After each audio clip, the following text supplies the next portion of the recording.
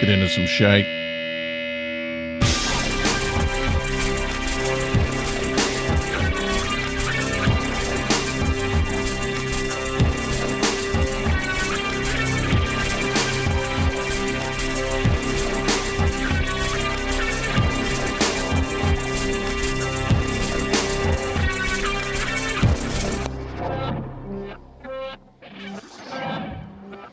Welcome, my friends, to the Attitude Podcast. I'm your host, Rick.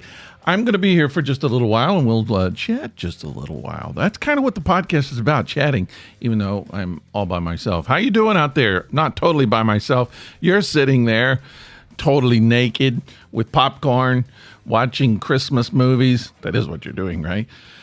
Christmas is coming really fast. I haven't gotten into my naked popcorn Christmas watching movie stage yet, but I just think it's a matter of time. I just think so. I kind of would like there to be a public place where we could all go and sit and watch Christmas movies and eat popcorn naked. There should be like a bar, like some kind of just a special place. That's all I'm asking. Is it difficult to make something like that? I just feel like a lot of people will be there. The podcast is starting off really weird. Sometimes it does that. I don't know. I'm a little miffed. I'm miffed this week. I'll admit it. I'm kind of got a little gripe. Let me tell you what my gripe is.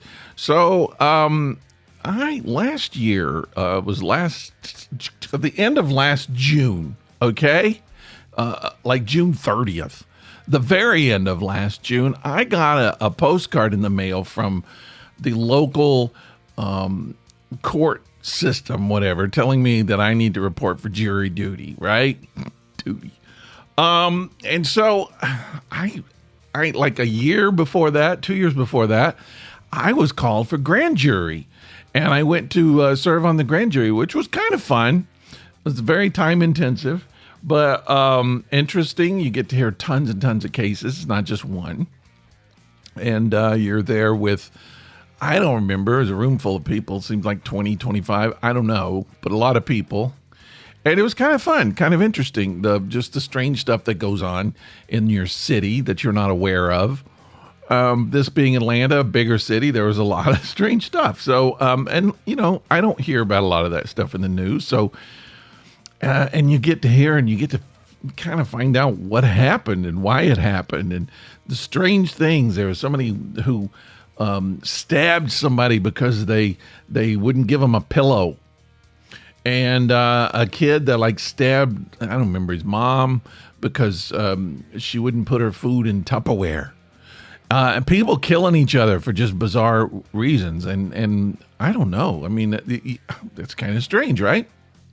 So there's, even though it's probably not the most fun thing to do, there's a good thing, I guess, about getting involved. You get a little bit of possible, if you want to call it entertainment, at least just knowing what's going on in your city, right? So that happened, and then I got called for the jury duty. Fortunately, I called up and they didn't need me.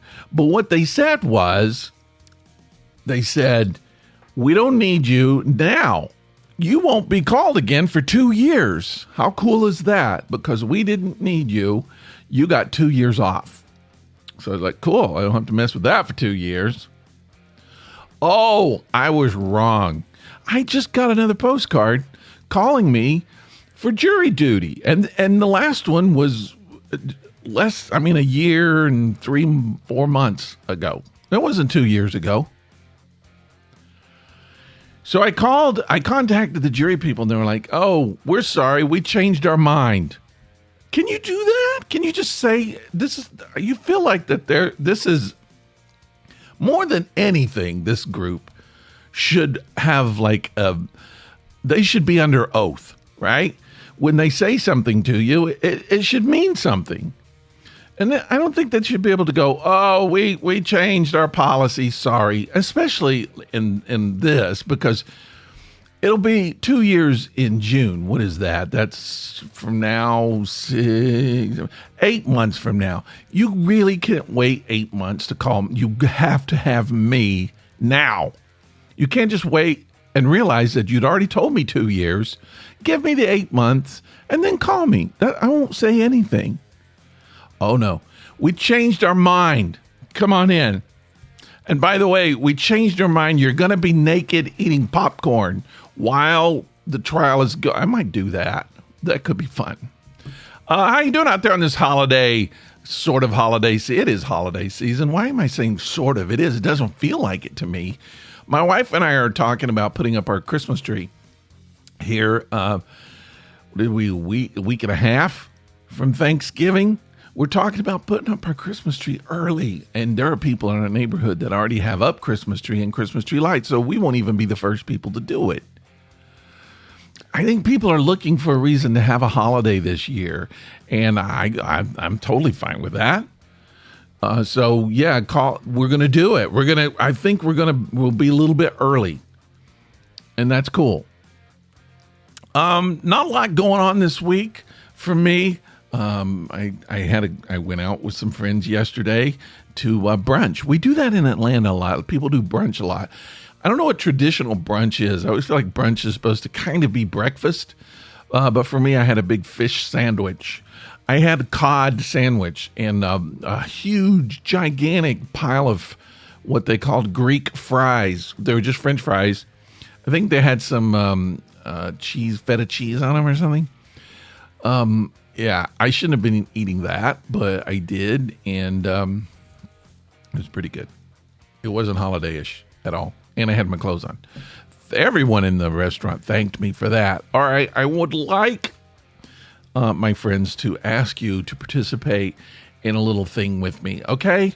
This is just something, so I'm not going to do New Year's resolutions. Do you do those? Are you going to do New Year's resolutions? Have you worked on them at all? Do you have actual New Year's resolutions that you write down, put them on your refrigerator with a little magnet, and then you click them off when you do it? Is that something you do? I probably did that when I was younger. I don't do it anymore. I have goals. I will set goals. I will say, like, the coming year. So here's a goal that I set for this year that I did not do. and I didn't do it. I don't know reason I didn't do it. I forgot about it. And I just remembered it just like a couple of months ago, and it's kind of too late. I can do it next year. Maybe I'll do it next year. But I always wanted to get a cartoon in the New Yorker, so I thought, all right, I'm going to start putting some cartoons together, and I'm going to submit them to the New Yorker, and I want to be in the New Yorker. One time before I die, get my cartoon. I don't know if that's how it works. I think they like for you to have more than one, but that's my thing. I was just like, before I die, I'm going to get a cartoon in the New Yorker. That's cool. That's a good goal, I think, especially if you're a cartoonist. So, and I was actually legitimately motivated to do it. I knew I could do it. I still think I can, but I forgot it was one of my goals, and I didn't do it. I didn't even work on it. Holy crap. See, that's the thing about getting old, is you forget everything. So I need to write it down. I need to make it an actual goal, because I still have next year to do it next year. I have kind of committed that I'm going to do a little more cartooning. Hey, we're at the Out of Tune podcast. It's about tunes. It's about cartoons, right? Kind of, yeah. So I want to do some more cartoons this year, and I'm putting most of my cartoons, I'm putting them on Instagram. I do have an account, Rick Baldwin Cartoons, on Instagram. You can follow me if you want. You just get to read my cartoons, or on Blue Sky. I have a Blue Sky account for my cartoons, Rick Baldwin Tunes. I couldn't even fit car in there. It said it was too long, so I can't do cartoons. I have to Rick Baldwin Tunes at the Blue Sky thing. So you could follow me and see my cartoons. They just show up. They just like show up on your feed. And I think I'm going to do a Patreon coming up this year, or something like that, where people can subscribe. They don't even have to come to me. My cartoons will come to them. And I might do some behind the scenes things, and I need to do some cartoons and put them on the Out of Tune podcast site too. So that's a lot of cartooning, right? But I do want to do the New Yorker if I can remember it. If I can, somebody remind me. Should I set a reminder on my phone? Life goal. Okay, here's what I want you to do. I need you to help me out. This is not going to be a New Year's resolution. This is another kind of a goal thing. And it's really sort of what would I call this? Kind of a personality change goal. Right? Maybe that's a good term for it. And this may not work for you. If it doesn't work for you, totally, I understand. Not everybody's made this way. This will not fit. If this does not fit into your personality, okay, I got no problem with it. It's something that I'm working on, and it's one of the reasons why I asked you if you'll help me or participate with me, because it's always fun if other people are missing the goal as well. But what I would like is, so here's what I'm thinking. Here's what I'm thinking. This is kind of the awareness, the reality check that I'm getting right now, and that is I keep getting this. I'm not in control. Now that's a difficult thing for me, and I'm not a control freak. I don't think I'm a control freak, but I do like to be in control in things in my life, not control everything. But I just don't want to have this feeling that life is just eating me up, that I'm just spinning and I don't have a goal because I forgot it. I don't have, you know what I'm saying? I don't have any control over anything. Well, that's a feeling. It's also an illusion, because the reality is, hold on, if you want a wake up call right now, none of us are in control of anything. We like to think that we are, and that's the big illusion in life, is just kind of coasting along, pretending like we're in control of our life. And it can seem like we are, and so because it seems like we are, we just think that we are. It's just like driving down the road in your car, doing the speed limit. You just had a tune-up. Your car's in great shape. And you're driving there, everything is great. You got new tires on your car. You got air freshener in the car. You got the radio on your favorite station. What's better than that? You're in control. All the nutheads out there driving, you're smooth, man. You're just driving. Well, no, you don't know that one of those nutheads are going to come out and slam you at the side. They're going to T-bone right on the side of your car. Just in a quick second. Airbags are going to be deployed. You're going to be spinning around not knowing what happened, not knowing what hit you. And what hit you is somebody who wasn't paying attention. They were changing their radio station. They were looking in their back seat trying to get a sweatshirt they dropped back there. They're looking in the mirror trying to pop a zit. I don't know what they're doing, but they're not paying attention, and they hit you in your brand new car. You weren't prepared for it. You had no control over it, and you were just driving, thinking you were in control, and suddenly life is like, hey, no control for you. And it's that way with everything. When things are going well, we coast along thinking that, man, I'm in control of my life. I got it all under control. And then you don't know. You're going to go to the doctor. The doctor's going to say, you got something. Your wife's going to fall in love with some handsome tennis pro. Again, that's the kind of thing that frustrates me. You go along, you're recording your podcast, and you realize you forgot to push record. See, these are the things, and there's 50 gazillion things like that. You just think you're in control, and planes fall, and your candidate doesn't get voted in, or your team doesn't win the Super Bowl. And what happens is, I think, is those kind of issues, and some of those are just ridiculous, but some of them are, like, I think the health issue, we like to fool ourselves that we're in control.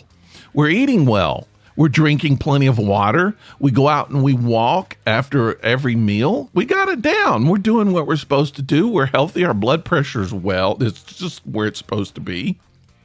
Triglycerides are trying. So, yeah, we're doing good. And then all of a sudden, here's a problem. Didn't count on that one. Because the reality is it's going to happen. At some point, if you're lucky and you get to your 90s, 80s, 90s, maybe even your hundreds, that would be sweet. Maybe, I think. But no matter, it's like, what was it? I just saw a quote. Dick Van Dyke was talking about the election, the presidential election. He was like, I won't even see the whole term. He's 99 years old. He knows. he might see it. Chances are he probably won't. He's not in control. I think the older you get, the more you start realizing that you're not in control. And that is where I am. That's what I'm beginning to just really, I can't say 100% accepting, but I'm starting to accept it. I'm getting more in the neighborhood of accepting.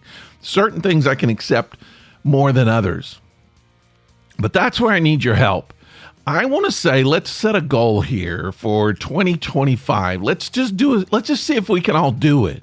And to your best of the best of your ability, every day, let's spend a little bit of time. You can call it meditation. I'll call it meditation. A little bit of time just thinking about the fact that we're not in control. Even if we feel like we are, even if it seems like we are, let's tell ourselves we're not in control. The situations can change drastically.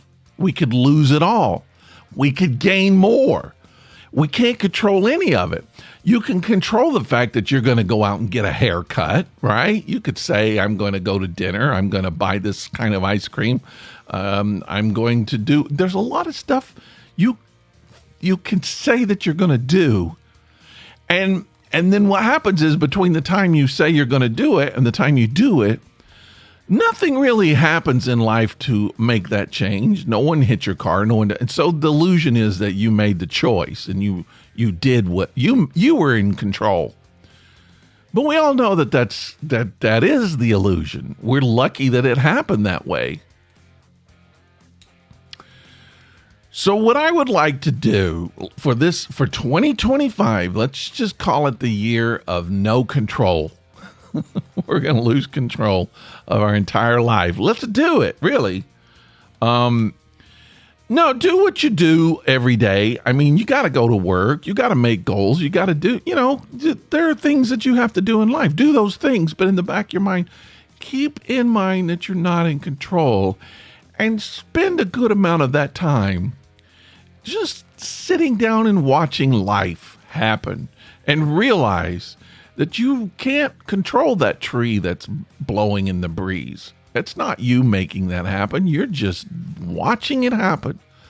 You're watching the birds fly and the dogs run in front of you. You're watching, not literally, you're watching your hair grow. You're not controlling that. It's just doing it. And the other things that's happening in your body, digestion, breathing, you're not controlling it. You could stop breathing for not a couple minutes. Maybe you can a couple minutes. I can't.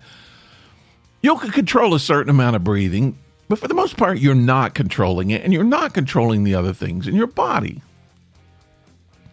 So let's every day, or as many days and as much time as we can, let's take some time out to just be aware of the fact that we are not in control of anything. And I think that I'm going to just tell you this, I've done this before, and it's something I'm working on, and it is initially, it brings about a decent amount of anxiety and possibly even terror for me. And I think that happens to everybody. Those moments when you get the wake-up call that you're not in control is the time when you're the most afraid. So if you do get some kind of medical diagnosis, or you do find out that you just lost your job, or your spouse, or your pet, or whatever, it's followed up with just this sense of doom, and you're crushed. You're crushed because of the loss, but there's a certain amount of it. You're crushed because you realize you could not control that. You couldn't fix it. I've lost friends. It just didn't make sense to me that they're gone. And the more, there's a level of frustration that I can't go in and make them come back. I can't change that. And I think we all kind of feel that. But I think if we start taking time out to really become aware of the fact that life is about just, in a lot of ways, just watching things happen. just watching the creek flow without realizing that you're not making the creek flow. You're not changing it. You can't change the direction.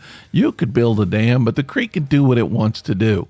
The air is going to do what it wants to do. Sure, add something to life. Add the things that you need to add to life. But get into the fact that you're not in control. And then in your art, start realizing, there's a certain amount of things that you're in control of. Let's say you're a musician. You're in control of which chords you're going to play. This one, this one, this one. But you get to a point after you've been studying music for a while, ideas come into your head, inspirations come into your head, and these are things you realize when you look at it that you had no control over. You don't know where that idea came from. I recognize it when I'm doing art, when I'm painting. It's like, whoa, where'd that come from? How did I get that idea? Obviously, I have some skills that I've developed over time that I could carry out those ideas, but the mystery of where those ideas come from is pretty cool. And what happens is when you put yourself in that zone of recognizing that you're not controlling it, you're not in control of your art form, that's when the things happen. So what I'm essentially asking you to do with me is to become more of an artist in 2025 with me. Spending more time in that kind of silence where you're just watching the world. You're open to anything and everything. You have to be. And just the recognition that whatever the world wants to do, it's going to do. If a tornado comes, you can't blow it back. What can you do? I know some people think we can change the weather. We can't. And you can't change people. You can't change. You could talk to people. You can maybe persuade. You can also waste a lot of time trying to do that. I'm not suggesting you don't if you're in a position where that's your job or you need to, If you have to persuade a bear to not eat you somehow, you better do it. But there also comes a time when there's just so many things beyond your control that you could either spend your time beating your head against the wall wanting to control it, or you could finally just go, you know what? That's not my circus. I'm just going to sit back. I'm just going to watch what happens. I'm going to watch the fire burn. There's a beauty in that. There's a peace in that.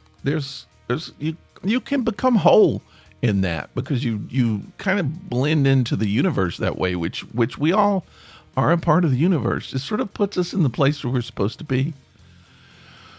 Okay. Do you want to do it? Do you want to do it with me? I think that it'll be fun. Well, there'll be times we were not in the mood. Okay. But let's just make it a goal. 2025, we all try to go out of control. Let's lose control in 2025. Okay?